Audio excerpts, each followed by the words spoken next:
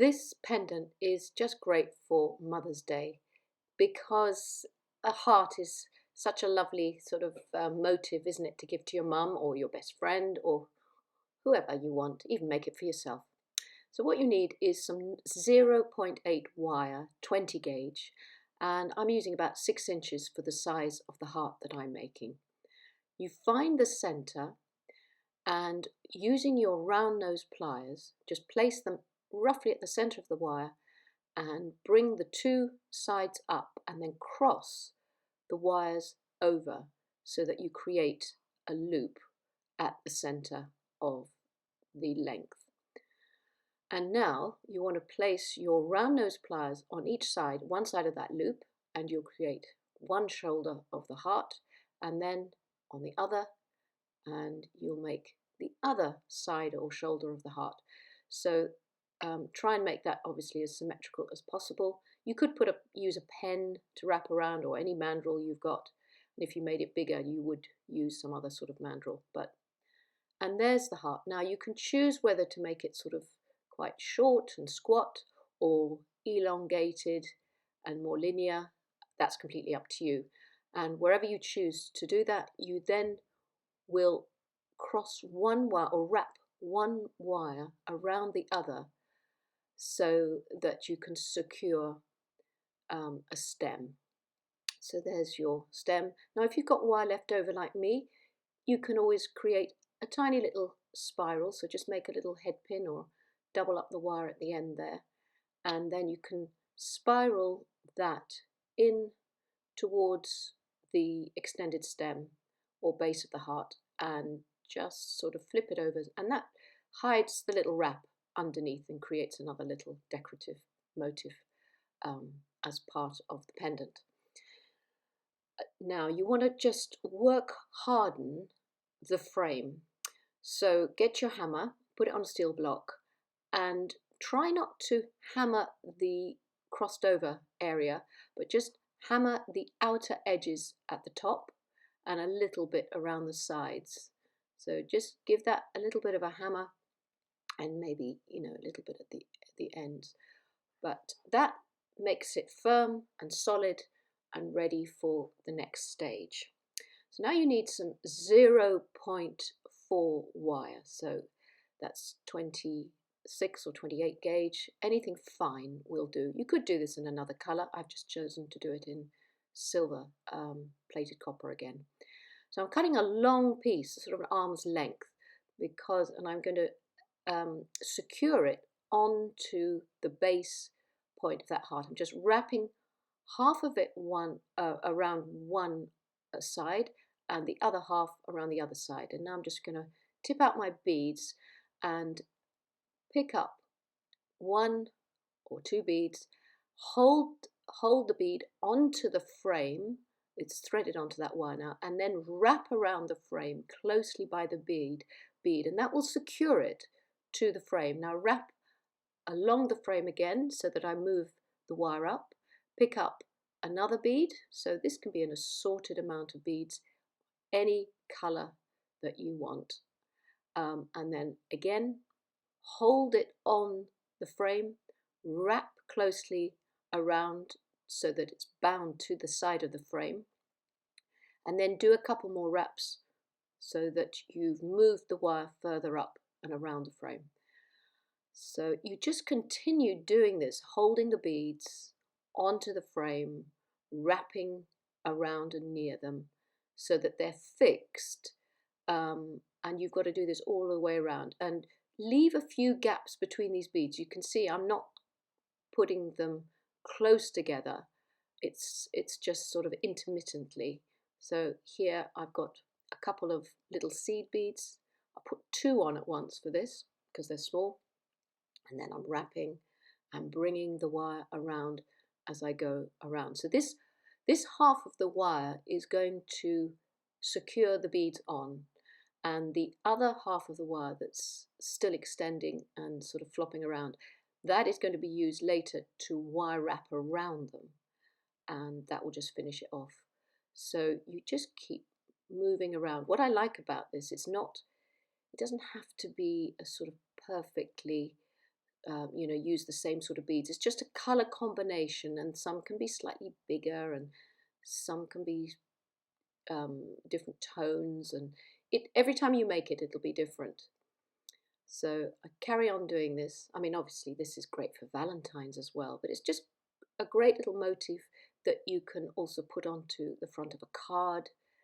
You could turn it into a keyring chain or a handbag charm.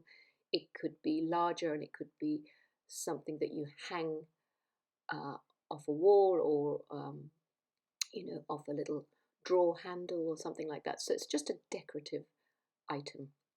So now that I've come round to the end, I've sort of covered the frame, just about finished now covering the frame with beads. Just put the last one on here. I'm going to just leave that excess wire there for the moment, because you never know, I might need it. Never cut anything off until you know. So now is the wrapping. So pick up the other wire that hadn't been used, the other half, and hold it and put it around and encircle each one of the beads. So you see I'm going round the outer perimeter of the bead, then I wire wrap it again around the frame, and now I'm going to make a little circle. So where those gaps are, I want to make it twirl around, look as if it's flowing around. So I've made a little tiny circle there, and then I'm going to wrap it round the frame to secure it again, and then I'm going to go round to the next bead and just completely frame those beads. It looks like they're sort of set then, and then again secure it around, and if you can, just make a little squiggle or a circle by holding the tips of my round nose pliers there. It means I can sort of make that circle quite small, and then if it's moving around, just hold it down as you bring the wire around the next bead that you want to wire wrap. So keep doing this. I mean, if you were doing a larger version of this, you would obviously be using thicker wires. You can use 0.8 for this to wire wrap, but because it's such a small scale item, this 0.4mm wire is perfect because it's easy to manipulate. So you keep going around with, ensuring that the wire looks as if it's flowing. You don't want any sort of geometric or angles or those sort of shapes. You want to make sort of lovely rounded shapes and around the beads and everything to make it look like it's flowing around, and all those little beads are sort of set within a little framework of wire. And you continue on until you've done the whole frame. If you run out of wire, don't worry, just finish it off where you can always put a little spiral where you finish it off, and then you just pick up another piece of wire and start all over again. I am going to run out here. So with this little end, I'm going to just wrap it around, and then I can create a tiny little bit of a tiny spiral with that. But if you don't want to do that, you can just cut it off. So just curl it in and around, and then I can flatten it on the frame in between those beads. That's another little decorative sort of piece. So just cut another piece. Now it needs a little bit more wire. I'm just going to finish this little end bit off at the edge there. So make sure you use all the wire that you have, and also don't leave any pieces sticking out. So there we have it. I've picked up some more wire, finished it off, and I've completely covered the frame. Now for the end, let's thread a bead. This is completely up to you, obviously. Another bead onto the edge, and here I'm going to make a little spiral, decorative spiral, to finish off as a head pin. It just gives another aspect of design to the piece. So that can sit at the very, very end of the piece, but all these little bits that I'm doing are obviously up to you as well. You can do what you like every time. Now you could have a dangle in the middle, or you could wire a bead into that center. I've chosen to make a little dangle, so I've got it's a little pearl and a red seed bead. I'm going to make a head pin, and that head pin's a little bit too long because it will sit down, so I'm just going to cut a little bit off the end. Don't want to cut through the two things, but that makes my head pin just that bit neater. And then I can push the bead up to it, and you see it hardly ever shows. It's nice and neat. And then I want to make a link at the top of that. So using my round nose pliers, I'm just going to bend the wire to a right angle, bring it back around to make a centered loop or link. And that now can be threaded and connected into the center loop of the heart. And you just open that sideways, find a way of pushing it through to the center, and then make sure that you close the link and make sure it's nicely attached. It's not going to come off and suspended at the center. And that just gives it a finishing touch for the center. And then you just need to connect it.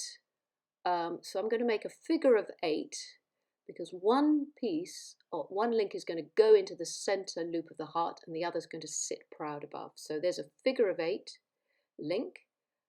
Cut that off the spool, and you'll need to hammer that a bit just to work hard on it so that it's going to hold. So just hammer out the edges so that it's work hardened and firm, and it's not going to fall apart.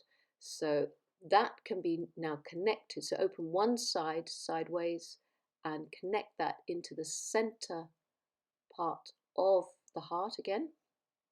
Close that up, and there you've got a nice link at the top of the heart, which is can be threaded with chain, cord, whatever, ribbon, whatever you want to suspend it off, and it's as simple as that. So there's your lovely heart pendant. It could be put on a chain, it could be put on a card, it could be made into a handbag charm. Enjoy making it. Thank you for watching.